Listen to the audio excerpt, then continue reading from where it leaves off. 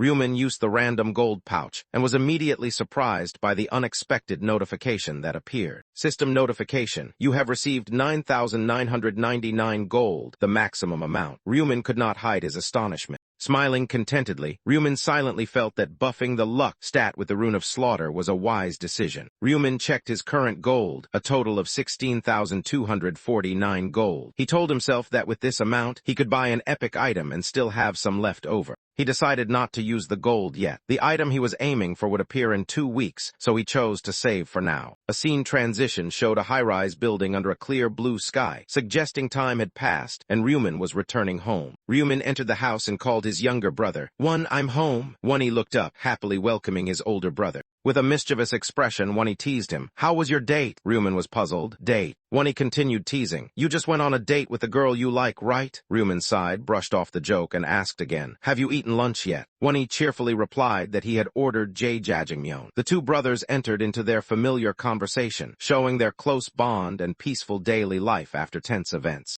Ryumin sat opposite Ryuwon in the luxury apartment. When his brother said he had ordered jjajangmyeon noodles, Ryumin affectionately scolded. "You should have chosen something tastier." Ryuwon immediately retorted that there was nothing wrong with jjajangmyeon because he had craved it for a long time. Ryumin smiled softly. He recalled that just a month ago, they were still struggling due to lack of money. The image of the bank account showing 33,202 won made him feel even more sentimental. Looking at his phone, Ryumin thought. He knew Bitcoin's price would rise to 150 billion in the next 2 weeks, just like in his previous life. This was the ideal time to sell. Looking out the window and seeing a luxury car, Ryumin suddenly wondered, first of all, should I get a driver's license? He went to the driving license center and sat seriously in the theory test class. The caption clearly read, "Driving License Theory Test." Ryumin focused on the test. He silently thought about how many times he had taken it during the regression loops. With his extensive experience, he just wanted to finish quickly and leave. A supervising staff member noticed Ryumin finished the test too quickly. He looked on in surprise as Ryumin stood up, grabbed his jacket, and left the room. The staff was even more confused when looking at the screen. Ryumin scored 95%, an excellent result achieved in a record short time. After 4 days, Ryumin officially held his driver's license. He proudly showed it to Ryuwon in a smug chibai form. "My driving experience is longer than anyone else's," Ryumin thought. Ryumin reflected on how many times he had taken the driving test during the regression loops. His driving experience was so vast, it was almost infinite. Right after getting his license, Ryumin immediately bought a Lamborghini Aventador, the sports car he was familiar with from past lives.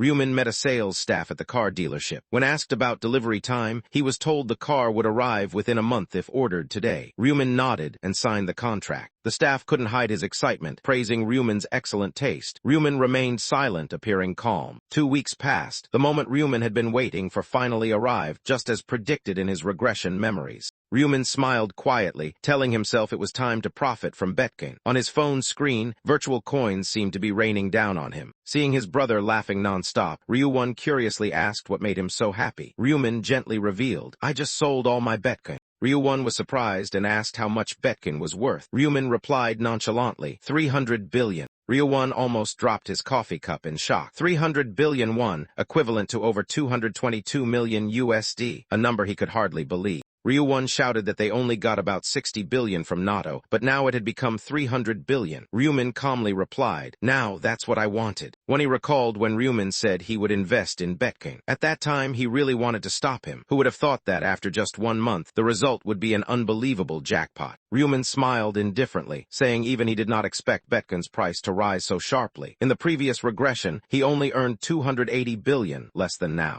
When he asked for sure if Ryumin would stop after this sale, Ryumin nodded with a confident smile. Feeling relieved, when he nodded and enjoyed a sip of coffee, thinking that stopping was a wise decision. But Ryumin, while drinking coffee, announced his next goal, stock trading. When he reacted in panic, reminding Ryumin that he knew nothing about stocks. However, Ryumin calmly replied, "Don't worry." Ryumin revealed the reason for his confidence. He had been blessed in a dream. When he was stunned when Ryumin said someone in the dream told him to buy a specific stock to hit big, Ryumin still calmly confirmed, "If I buy now, I'll hit the jackpot." Ryumin realized Wonny's worry was understandable, but for him, someone who knew the future, it was just a step within the plan. With confident eyes, Ryumin silently thought of the company name he was about to invest in, the place that would bring the next big win. Ryuman checked the stock list, stopping at the name Heavenly Demon Consulting, a company ranked 85th on KOSDAQ with a market capitalization of up to 900 billion won. Heavenly Demon Consulting is a company owned by Ma Jeongrak. Initially, the company had no clear mark, but after the fourth challenge round, it began to grow rapidly thanks to a special system established. Knowing the future clearly, Ryuman had no reason to miss the opportunity. He planned to invest to become a major shareholder, thereby gaining influence and benefiting from the upcoming strong growth. Ryuman decided to pour 280 billion won into the company and receive 31% of the shares, a move to seize the strategic shareholder position. As he prepared to confirm the transaction, a voice shouted please, as if someone was placing all their trust in this decision. When he prayed with extreme worry, hoping his brother's dream this time would be right and not lead to failure. The transaction was completed. Ryuman confirmed the purchase order, feeling relieved. Now the next step was just to wait for opportunities from the system store. Night fell, lights from high-rise windows quietly illuminated the city. Everything was leading to a special moment. At midnight, the lights in Ryuman's room shone brightly. At the right moment, the store appeared where he could buy necessary items. The store interface appeared before his eyes, with a variety of items from equipment, skills to consumables. Ryuman was ready to choose the next item in his long-term plan. Ryuman lay on the bed, staring intently at the glowing gold panel before him. He silently told himself he had saved this gold just waiting for today. With a tap, Ryuman switched to the equipment tab. He was excited about the store system. As long as he had gold, he could buy equipment or skills. Everything was within reach.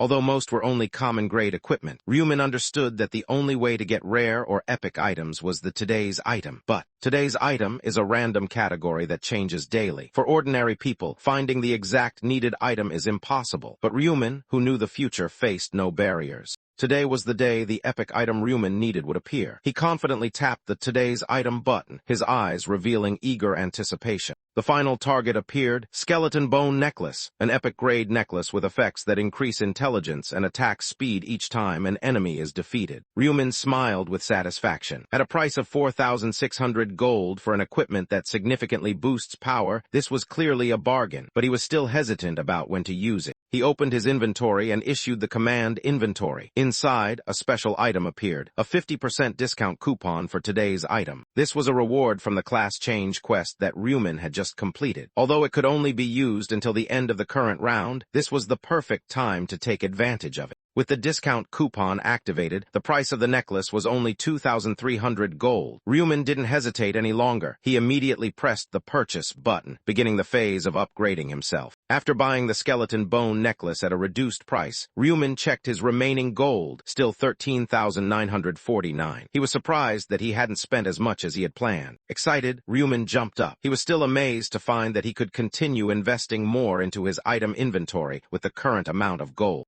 Ryuman intended to use the leftover gold to buy a set of common-grade equipment to increase defense and provide basic support in battle. However, he immediately changed his plan. If he saved an additional 6,000 gold, he could buy a general skill, which had much longer-term value than equipment. Ryuman decided to prioritize the skill. He believed that the general skill would be much more useful in the upcoming rounds, especially round 3 with many monsters. Time passed. On March 1, 2023, hundreds of people were transported to another land. The next challenge round officially began.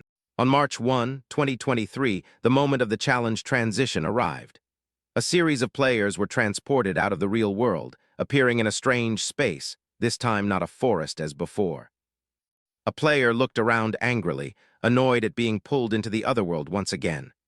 The scene was no longer a forest, but a ruined village with strange architecture. Amid the ruins, the players argued about where they were standing. Some guessed it was once a village, while others only saw ruins. One person pointed far away, amazed to discover the area was surrounded by a fortress. There was even a city gate. A giant glowing crystal stood at the center of the area. The players curiously looked at it, wondering what the true goal of round 3 was. Because the new location was so unfamiliar, most people felt uneasy. Ryuman, Black Scythe, quietly observed from behind a ruined wall, maintaining his usual calm.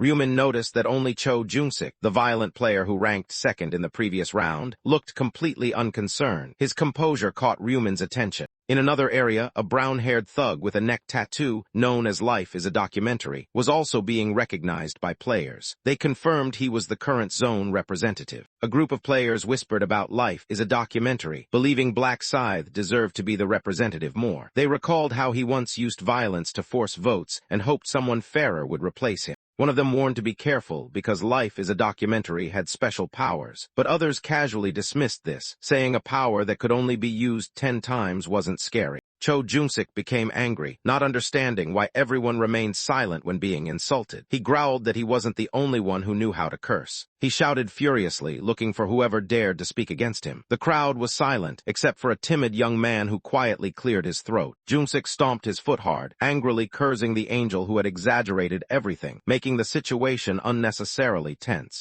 Suddenly a man stepped forward, his footsteps heavy in the silent space. He bowed deeply and shouted a loud greeting that startled Jung-sik into turning around. That man was Hwang Yongmin, the rough, muscular guy who had caused chaos before. But this time, his attitude was extremely respectful. Yongmin addressed Jung-sik with a mix of honorifics and chaos. He praised Jung-sik as the leader of the Jung-sik faction and hurriedly bowed to show respect. Jung-sik tilted his head in confusion hearing him call him Sunbeam and asked Yongmin which family he belonged to. Yongmin honestly replied he had no gang, just a 20-year-old dreaming of becoming a gangster. Jung-sik was stunned, unable to believe his ears. He thought, dreaming of becoming a gangster? This guy is really crazy. Yongmin continued expressing admiration. He affirmed Jung-sik was the ideal role model he always wanted to follow and wished to join the Jung-sik faction long ago. Jung-sik intended to ask Yongmin what he came for, but suddenly paused when sensing a strange atmosphere from the man before him. Without hesitation, Hwang Yongmin knelt down, bowed deeply, and loudly begged to serve Jung-sik for life. Jung-sik looked at Yongmin with interest. He admitted to himself that he had met all kinds of crazy people, but this was a first. Still, he was impressed by this guy's enthusiasm. Jung-sik ordered Yongmin to stand up. Yongmin immediately obeyed, reacting quickly like a loyal soldier. From afar, a fat man criticized Yongmin. He was surprised someone still wanted to follow Jung-sik despite his tarnished image. Yongmin was unfazed, smiling brightly and declaring he didn't care about rumors because he truly respected Jung-sik. Yongmin added, if Jung-sik accepts me, I won't care about anyone's opinion. His sincerity made Jung-sik fall silent in thought. Jung-sik laughed. He nodded in agreement and said he would adopt Yongmin, teaching him to become one of his own. Yongmin was deeply moved, continuously bowing in gratitude. For him, it was a great honor to follow the legendary senior. The surrounding crowd murmured. Some players talked about Yongmin, thinking he was crazy to follow Jung-sik, but they concluded with a saying, birds of a feather flock together. A black-haired girl observed Ryumin walking ahead, whispering, he's following Cho Jung-sik again? Good. She seemed pleased with Ryumin's choice. A giant angel with magnificent white wings hovered in the air, attracting the gaze of all the players below. A voice echoed, is everyone gathered, humans? The angel looked down, smiling arrogantly. After checking the numbers, he muttered with delight, today there are 90 fewer people than last time. The crowd became restless. A gray-haired young man wondered, 90 fewer people, what does that mean? Everyone began to worry. Heavy confirmed, gray-haired young man on Sancheol. A series of glowing announcement boards appeared before all players. The main mission of Round 3 was announced. Protect the sacred relic for 3 hours. This area had 4,900 players, and only 1,225 needed to achieve the goal. Players began double-checking the numbers. A long, brown-haired girl and another young man were confused. Are there really fewer players? Why is it like this? The angel sneered, whispering mockingly, young humans can't suddenly die. Seems like you're killing each other in real life, too. On Sancheol panicked, shouting, everyone, look at the number of people who need to complete the mission this time. A player shouted, 1,225 people. That's nearly a quarter of the total. Many others confusedly asked the angel, why is that? Is it a system error? The angel burst into mad laughter upon hearing the word error. He let out a chilling laugh, clearly enjoying it. Error? N-Y-A-H-E-H-A. The angel laughed coldly, confirming the number 1,225 was completely accurate. There was no error, just harsh truth. He emphasized, the rule is that only half survive each round. That small number was nothing unusual. The angel continued, since everyone survived the previous round, only a quarter have a chance to survive this round. The harsh truth shocked many players, but the angel coldly said, just be in the top 25%.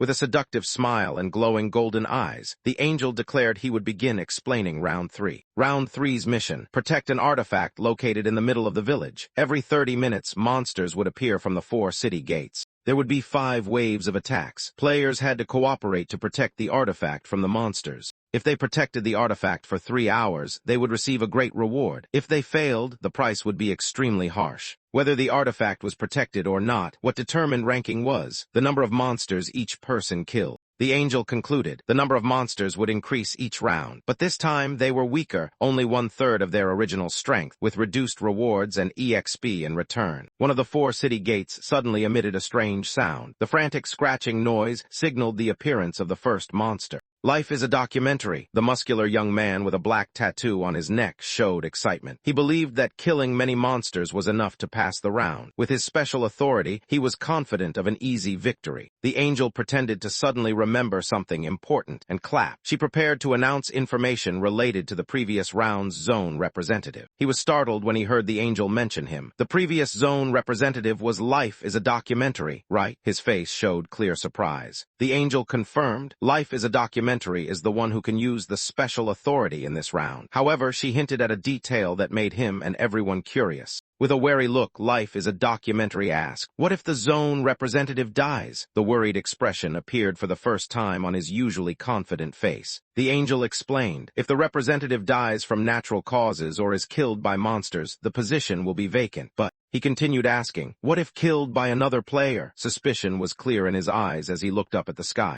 The angel smiled, revealing a cruel rule. If the zone representative is murdered by another player, the killer will automatically become the new representative and receive 10 times the special authority. The angel clapped again, signaling the countdown to begin. In 10 minutes, monsters will appear. She wished the group survival through the 3-hour challenge. The blonde angel covering her eyes smiled slyly, saying she wasn't sure if there would be cooperation among the players. In the dazzling light emitted by the angel, Life is a documentary tilted his head back, helplessly cursing. Anger exploded. Life is a documentary screamed furiously amid the crowd of watching players. He turned his head, tense, realizing the situation around him was no longer favorable. Players wearing armor and weapons approached with threatening attitudes. He clearly felt isolated. Life is a documentary drew his knife, shouting a challenge. He would behead anyone who dared attack first. 3 armed players mocked him. One taunted about the 10 times authority. Another dreamed of overthrowing the zone representative by killing him. The chaotic crowd suddenly stopped. A short brown-haired player looked back in astonishment. From the crowd, Black Scythe, Ryu Min, stepped out, cold and composed, gripping his sword tightly, drawing all eyes to him.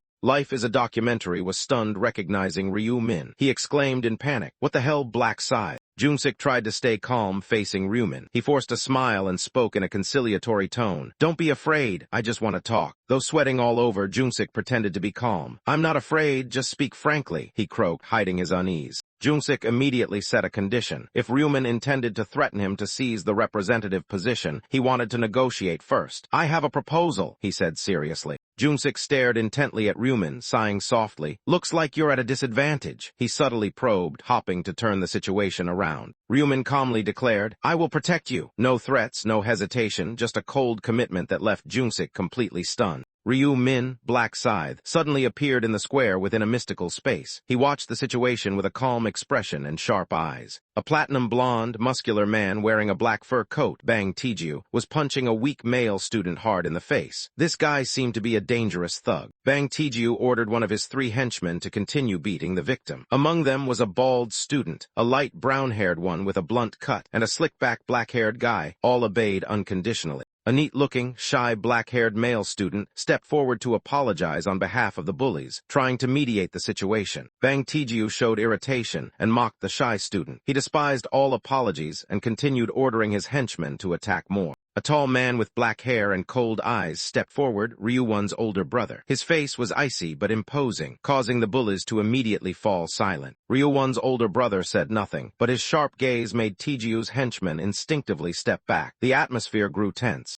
An impatient bald henchman charged to attack Ryuwon's older brother, but in an instant, he was thrown far away like a sweeping wind. Next, the light brown-haired guy rushed in, trying to counterattack, but the outcome was no different. A single punch knocked him down on the spot. The remaining slick-back, black-haired guy trembled, his eyes terrified as he looked at the man who had defeated the whole group in a flash. Ryuwon's older brother stepped forward, his cold gaze without hesitation. Ryumin, nicknamed Black Scythe, coldly reminded that everyone was waiting for Life is a Documentary's decision. Life is a Documentary's face showed clear inner conflict. Sweat dripped from his forehead as he hesitated before the proposal. Finally, Life is a Documentary refused Ryumin's protection. Just as Ryumin predicted, his pride was too great. The other players were surprised. They thought being protected by Black Scythe would be much safer, but pride caused Life is a Documentary to lose the opportunity. A female swordsman and another male teammate mocked. For him, dignity was more important than life itself, or he looked down on everyone else. Ryumin silently realized everything was going exactly like last time, and now he needed to clearly draw the line decisively. Ryumin declared ending all involvement with Life is a Documentary. Once refused, he would no longer care. He turned his back and coldly declared, living or dying was no longer his concern. The crowd immediately understood. From now on, Life is a Documentary could be freely attacked. Life is a Documentary clenched his fists, regret flickering in his eyes. He began to question himself, should he have accepted that offer? An announcement sounded. The first wave of monsters was about to begin. All players were ordered to prepare to fight and protect the relic. A player called everyone to focus on protecting the glowing relic in the square. The countdown clock started, signaling only 3 hours left in the round. The brown-haired thug, Cho Jung-sik, stepped back with a tense face. He thought silently that he couldn't fight alongside those targeting him. Cho Jung-sik decided to act alone because this mission was individual, leaving no room for trust. Turning around, Jung-sik caught sight of Black Scythe, Ryumin leaving the square. Curiosity was clear in his eyes. Ryumin quietly moved through deserted alleys, eyes determined, holding a giant scythe. Another player was silently observing from afar.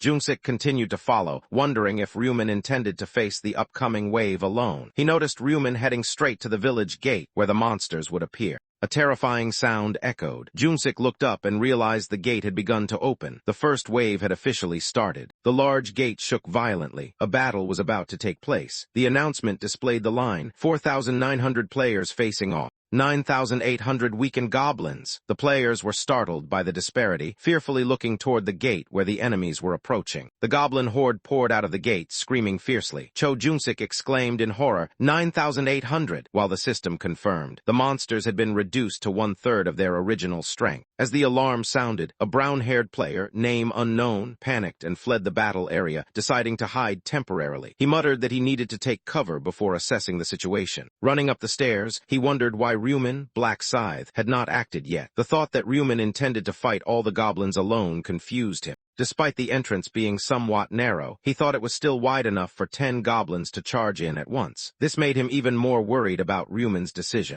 Stopping in the dark hallway, he pondered, does Ryumin have enough confidence to face 10 goblins at the same time? From above, the player saw Ryumin standing alone, facing the goblin horde pouring in from the gate. He sarcastically thought Ryumin was just showing off because of his high level, guessing he would soon run away. A terrifying scene unfolded. Thousands of goblins screamed as they flooded through the city gate, their eyes blood-red and sharp fangs bared, charging toward Ryumin. Contrary to the observer's prediction, Ryumin immediately rushed into the goblin formation, swinging his blood-soaked scythe to slash enemies with superior speed and strength. Ryumin's giant scythe painted a fierce trail of blood through the goblin horde. He swept through numerous foes, not allowing a single one to get close. Ryumin's face was calm, his eyes blazing red, showing absolute confidence. He was not scared, on the contrary, he was the hunter. A series of goblins were thrown into the air by Ryumin's scythe sweep. Under the blinding white light, he stood alone, like the Grim Reaper on the battlefield. Ryumin charged forward swiftly, his strong footsteps pounding the ground, ready to confront the rushing monsters. A goblin with glowing red eyes and a fierce face lunged forward, wielding 2 sharp blades full of murderous intent. The goblins attacked in succession. They leapt toward Ryumin, forming a violent whirlwind with dozens of blades swinging wildly. But amid the goblin storm, Ryumin was like a red-black tornado, spinning his body with cold, sharp eyes. He swung his scythe with terrifying speed and power. A player watching from above gasped, "Huh, Black Scythe is that strong." It was the brown-haired male player who had fled earlier. From the window, he looked down at the battlefield now stained with blood. A terrifying silence fell after Ryumin's brutal attacks. Ryumin stood among piles of goblin corpses, black and red energy swirling around him, leaving traces of fury. The other player silently thought, only level 16 and already this strong. Admiration turned into determination. He gripped the railing tightly, eyes resolute. I can't just stand here. He told himself, I must level up quickly and become stronger. The will to survive urged him to act. Knowing players were scattered fighting, he took the opportunity to draw his knife, leave his hiding spot, and quietly run down to hunt lone goblins, hoping to level up soon. Junseok charged into the battlefield, shouting loudly as he chased a goblin. He regarded them as living experience points for his leveling goal. Not giving his prey a chance to resist, Junseok swung his knife hard, slicing off the goblin's body with a swift strike. In a brief moment, Junseok sensed something unusual behind him. He turned around cautiously, alert. Another goblin jumped forward, but Junseok delivered a powerful punch to its chest, finishing it instantly. Junseok was smug. He believed that with Rune of Detection, all goblin actions were under control. Suddenly an arrow flew past his face, passing so quickly that Junseok couldn't react in time. He was stunned. Blood splattered as the arrow pierced his head. Junseok was seriously injured, completely surprised by the undetected threat. He panicked, realizing no goblin was an archer. This arrow came from someone else unknown. Junseok hissed angrily. Not knowing who shot it, he swore to find and skin them alive. Suddenly, another player rushed from behind, stabbed Junseok hard in the stomach, and shouted, "I got him." The brown-haired thug, Cho Junseok, roared in fury after being unexpectedly stabbed in the stomach. Blood gushed out, his eyes blazing with extreme rage. Junseok spun around wildly, raising his weapon high, ready to retaliate. His attacker, a different player, panicked at the fierce reaction. Not allowing a counterattack, Junseok quickly stabbed back into the other's stomach, blood splattering, causing him to only utter a painful cry. Junseok continued relentless attacks, repeating brutal slashes, unleashing all his anger on the one who dared harm him. While screaming in rage, a spear suddenly flew through the air at an incredible speed, heading straight toward Junseok. Junseok startled and turned around. From a distance, a player standing in the bloodied battlefield was the one who had thrown the spear. Junseok gritted his teeth angrily, fully turning around and raising his knife ready to respond. Blood still flowed from his side, but he was undeterred. The spear thrower was a new player, with a buzz-cut, tall stature, using a bow and arrows and eyes full of determination. He quickly knocked the next arrow. The second arrow shot like lightning. It struck the head of a nearby player directly, blood spraying high, creating a horrifying scene in the square. Junseok stood amid the chaotic battlefield, panting, eyes filled with hatred. His mind held only one thought: I shouldn't have become the zone rep. Junseok angrily cursed the role of zone representative he bore. He silently regretted refusing Black Scythe's cooperation offer. However, Junseok quickly dismissed thoughts of surrender. With pride, he affirmed he would never bow to Black Scythe. He vowed to find a way to hunt monsters without being threatened by other players. Amid the chaotic battlefield, Junseok observed around and suddenly noticed someone fighting goblins with superior strength. He whispered, "Huh, that bastard." It was the region's rank 3 player, Black Flame Dragon in hand, swinging an axe to smash goblin corpses. His cold face and muscular build caught Junseok's special attention. Junseok smiled slyly as he found an escape route for himself. His gaze turned toward the new target. Junseok called out loudly, "Hey!" His voice made Black Flame Dragon in hand turn around in surprise, not understanding what was happening. Junseok approached and called out the exact name, Black Flame Dragon in hand. He deliberately drew attention, accompanied by confident momentum. Junseok stopped in front of the other, calmly ordering, "Protect me from now on." He had just chosen himself a shield amid the brutal battlefield. Thanks to the effect of Dry Bone Necklace, Ryuman's attack speed increased by 25%. The scythe in his hand spun fiercely like a blood-red whirlwind, sweeping through the goblins mercilessly. Ryuman continued to take down another goblin. The number of monsters he had defeated surpassed 500, with triple EXP buff and stats doubled thanks to Rune of Slaughter. After each kill, Ryuman received gold, this time 3.33 gold plus an additional 1.66 gold. He immediately summoned the status panel to check his gains. Looking at the status panel, Ryuman was pleased to see the total gold had reached 15,910. He muttered, "I've earned about 2,000 gold already." At this pace, Ryuman was confident he would easily reach 20,000 gold before the second wave appeared. His face shone with confident calculation. Ryuman clearly understood his goal. He needed more gold to buy 2 common skills. If successful, he would soon possess Rune of Inner Thoughts.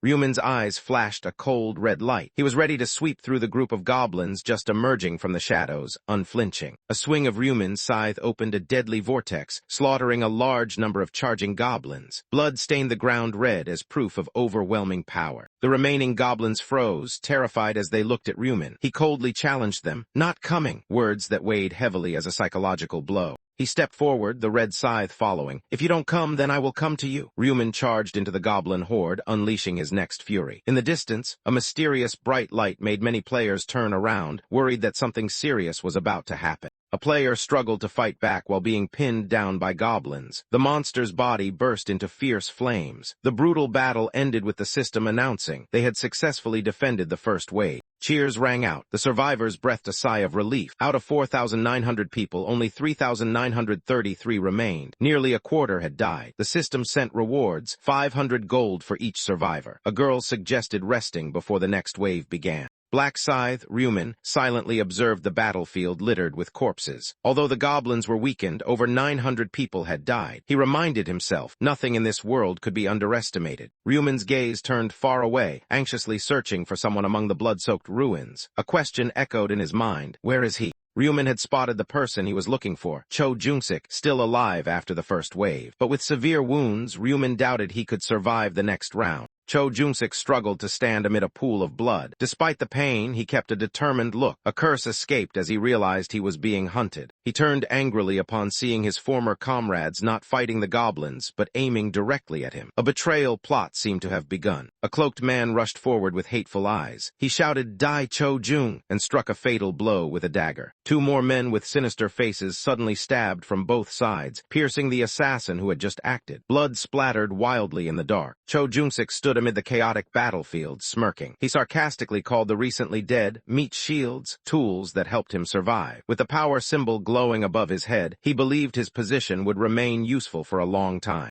A player called Hyunim anxiously inquired about Cho Jungsik's condition. Though not forced by authority, this person voluntarily followed Jungsik. Cho Jungsik gritted his teeth, enduring severe wounds. Though not showing it outwardly, he was weakening from blood loss. Jungsik looked at the blood spreading from his abdomen. He doubted whether he could survive until the end of the round in this condition. Disappointment and anger surged. He hissed a curse, reflecting his helplessness and the inner struggle of his will. Jungsik restrained his emotions, determined to survive. He vowed to get through this battle round to prove his strength to everyone. Jungsik became alert as he sensed something unusual. A large shadow was approaching from behind, making the atmosphere tense. Wave 2 began. 3,933 players faced 7,866 weakened goblins and hobgoblins. The overwhelming numbers made the situation even more dangerous. The system sent a message, "Good luck in battle." The monsters poured out like a flood, ready to overwhelm anyone unable to resist. Ryumin, nicknamed Black Scythe, appeared with blazing red eyes. With calmness and overwhelming power, he prepared to swing the deadly scythe. Ryumin struck ruthlessly. A fierce slash swept through, killing many goblins in an instant. His overwhelming momentum shook the entire battlefield.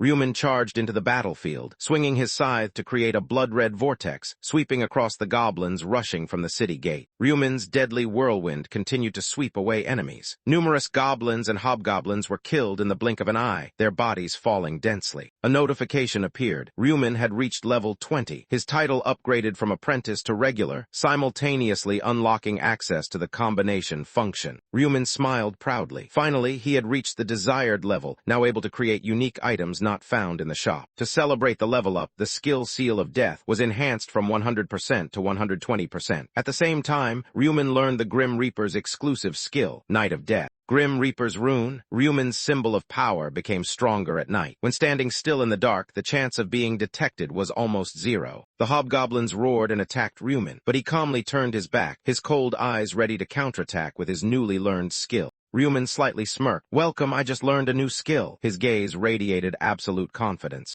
Night of Death was cast. An artificial darkness enveloped the battlefield, causing the monsters to panic. They retreated, screaming in terror within the shadows. Ryumin unleashed slaughtering strikes in the darkness. Under the combined effect of Night of Death and Grim Reaper's rune, the monsters were quickly eliminated, unable to resist. The goblins still frantically charged forward, but all were cut down by Ryumin's blazing red scythe. Blood and darkness merged into a deadly storm. Within the artificial night created by Night of Death, Ryumin spun around, launching a series of sweeping deadly strikes. The monsters were swept away like fallen leaves. A goblin leader tried to resist, but could only scream in despair before being finished off by Ryumin's vengeful scythe. Ryumin's footsteps gently touched the ground. The battle was over. Around him lay piles of goblin corpses like mountains. Standing amid the blood-soaked battlefield, Ryumin silently looked ahead. The wind blew past, carrying the stench and lingering dark aura. The system announcement sounded. He had successfully defended against Wave 2. Among 3,343 survivors, 590 had fallen. Each was rewarded 500 gold. Ryumin nodded calmly. "So the second wave is over. Now it's time to rest a bit and buy new skills." The shop screen appeared. He selected General Skills and clicked on the first skill, Presence Detection. With this skill, Ryuman could sense anyone within a 30-meter radius. Immediately, he confirmed only goblins and corpses remained nearby. Before he could sigh, a new notification appeared. Wave 3 began. 3,343 players had to face 6,686 weakened hobgoblins. Ryuman immediately charged into the next battle, his cold eyes ready for a new massacre. A muscular player with determined eyes threw a powerful punch, defeating the last enemy in the attack. Wave 3 ended successfully. Wave 4 began. 3,001 players faced 6,002 monsters, including hobgoblins and gnolls. The battle erupted again in chaos and bloodshed. After the fierce battle, the survivors breathed a sigh of relief. They had successfully defended against Wave 4, despite the significantly increased enemy numbers. A player with brown hair and black patterns on his neck panted, telling himself to survive just one more hour. He had exhausted the power of his zone rep position. This man still believed that as long as he was protected, his life would not be in danger. Behind him, the bloody, chaotic battle continued. Wave 5 began. 2,700 players had to fight against 10,800 weakened gnolls. The brown-haired player exclaimed in horror at the overwhelming enemy numbers. The battle broke out fiercely. The gnoll horde charged, growling and attacking relentlessly. The brown-haired player remained confident, seeing this as an opportunity to set a record. The fire of revenge blazed in the player's eyes. He vowed to become stronger to kill all those who had threatened his life. Caught off guard by an attack, the player's face showed shock and anger. The brutal battle spared no one. The crowd of players shouted loudly, identifying the target to eliminate. "He's there! Kill him this time!" They unanimously aimed at the character hated by the group. Junsik screamed in despair as he saw his comrades killed. He ordered his soldiers to block those hunting him down. Blood spilled. An arrow pierced straight into a guard's head. Junsik could only watch as his layers of living shields fell one by one. A bloody scene engulfed the area. Around Junsik were corpses and pursuers tightening their encirclement. His eyes were full of despair. Junsik's trembling feet moved over the blood-stained ground. A terrible truth flashed through his mind. "I'm done for." Panicked, Junsik shouted that this was not the time to hunt. He turned and fled, leaving behind the pursuers shouts of "Catch him." Junsik had only one goal left: survive until the end of this attack wave. He silently vowed to hold on until the last moment. Ahead of Junsik was a scene of slaughter. Dozens of gnolls were wiped out. Standing in the blood pool was none other than Ryuman, Black Scythe. Junsik shouted in fear mixed with hope, running to Ryuman. He accepted the old offer and asked for protection, ready to follow any orders. Panting and begging, Junsik repeated, "I accept your offer, Black Scythe, protect me." With cold eyes, Ryuman cut off Junsik's words with a simple but ruthless sentence: "I refuse." Junsik stared at Black Scythe in shock upon hearing the cold refusal. Ryuman emphasized that he had long stopped caring about him. Whether alive or dead, Junsik was on his own. Junsik shouted in confusion, "You're the one who made the offer," trying to salvage the situation. But Ryuman turned his back and calmly replied that he didn't need a subordinate without status or power. Junsik gritted his teeth bitterly. He realized he no longer had value in Black Scythe's eyes. Regret surged. "If only I had accepted from the start." Junsik tried to save face by loudly telling everyone that it was Ryuman who refused the offer in front of them. Life is a documentary, and his gang burst into mocking laughter. He sneered, "Lucky him. If Black Scythe helped him, that would be a big problem." Another mock. "His life really is a documentary." The players now felt at ease. One grinned wickedly and declared, "Now we can kill him comfortably." A blade stabbed into Junsik's abdomen, blood spurting violently. Junsik was in pain, his eyes full of hatred. He shouted, "If I have to die, I'll take at least one of you with me," then charged forward with a knife in hand. Suddenly a voice called out, "Sunbeam!" A muscular man with short black hair rushed in to help, smiling excitedly.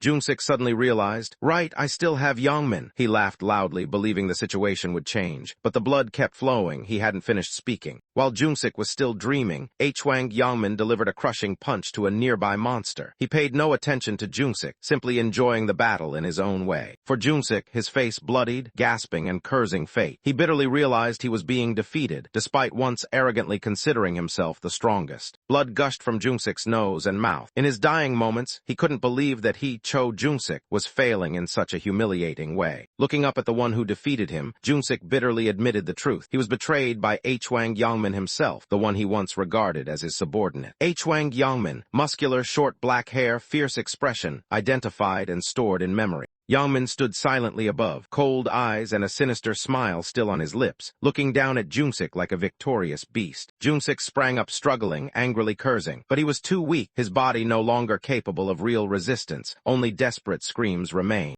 Yangmin said nothing. He threw a powerful punch straight to Junsik's face, splattering blood and blowing away the last fighting spirit. The next punch struck like thunder. Junsik, unable to defend, was crushed by the opponent's brutal strength. A series of merciless punches rained down. Junsik's face distorted, blood flowed endlessly, his dazed eyes gradually closed. Yangmin laughed coldly. He bent down and whispered into Junsik's ear that he would give him a painless death, but his eyes revealed a sarcastic, murderous intent. Junsik still struggled, though knowing it was useless. But the one who was once the area boss had lost everything, power, allies, and now his life. Life is a documentary died at the hands of a murderer. The zone rep authority was automatically transferred by the system to the killer, Hwang Yangmin.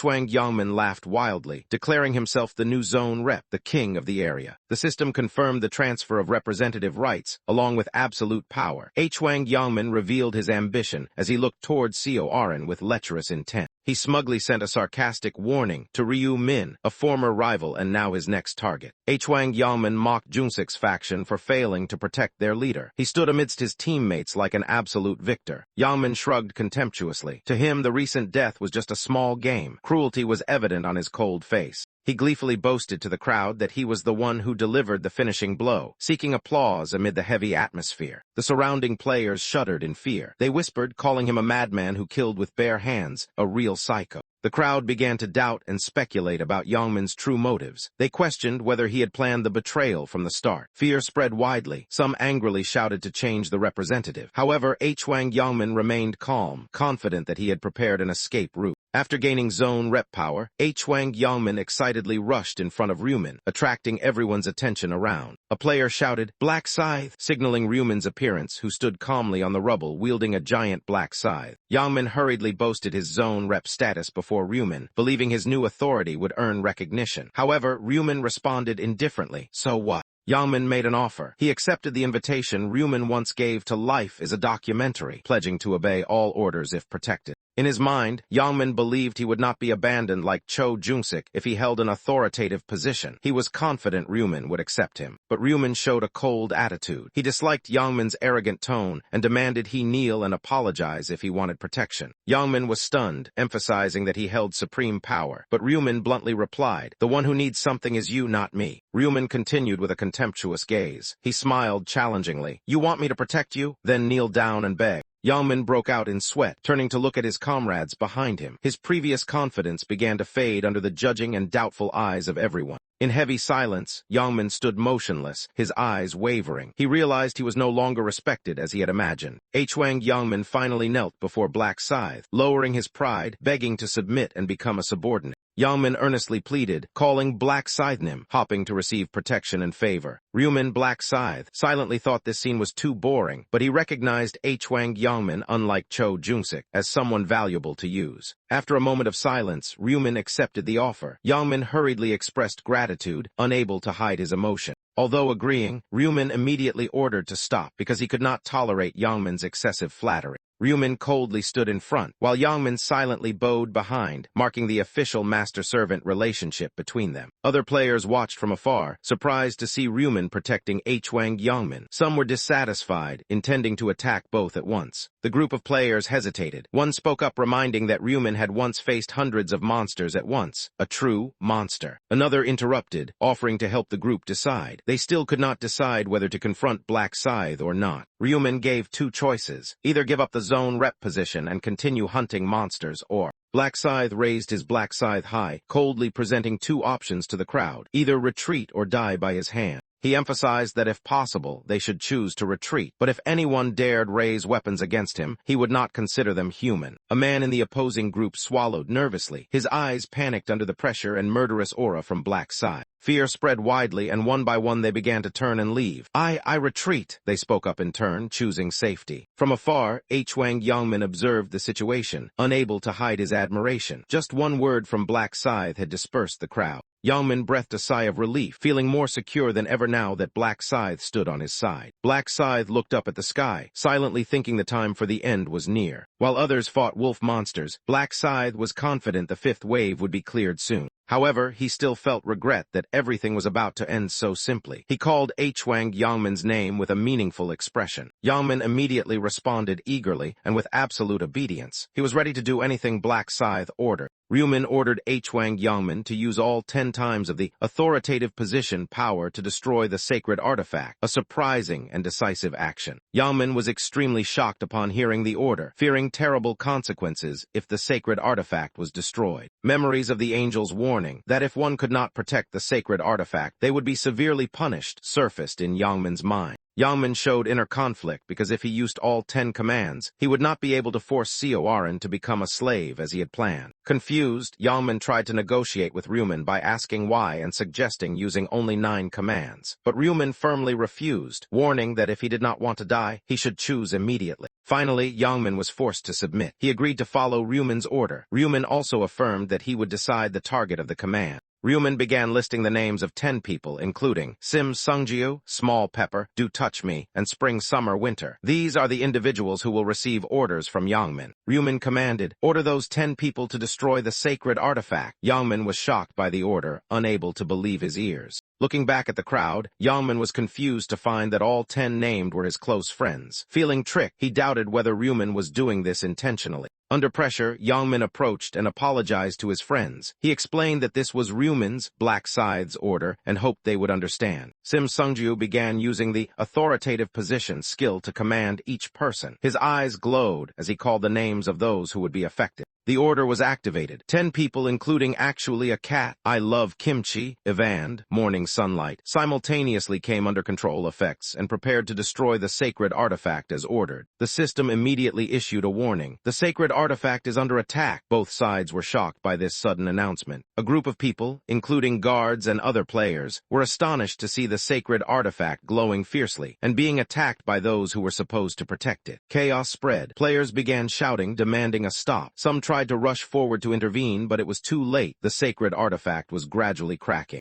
The attack order continued. A group tried to stop it but could not halt the applied command. Shouts of stop echoed amid the chaos. The situation worsened. An angry player charged in shouting, die, starting to kill the group destroying the sacred artifact. But the conflict could not prevent the impending outcome. The sacred artifact cracked completely, emitting a fierce purple light. Cracks spread across its surface, signaling an inevitable end. The sacred artifact officially shattered. The system announced, the sacred artifact has been destroyed. Main mission failed. The area was engulfed in fading light and despair. Immediately after, the failure penalty was announced. Agent of Divine Punishment would be summoned in 30 minutes. All players must survive that period. It would be a brutal survival challenge. Black Scythe stood still amid the chaotic battlefield. A special notification appeared before him. Hidden Side Mission ACTIVATED. The side mission content was displayed. Round 3, survive the Agent of Divine Punishment for 30 minutes. Reward 3,000 gold. The countdown began.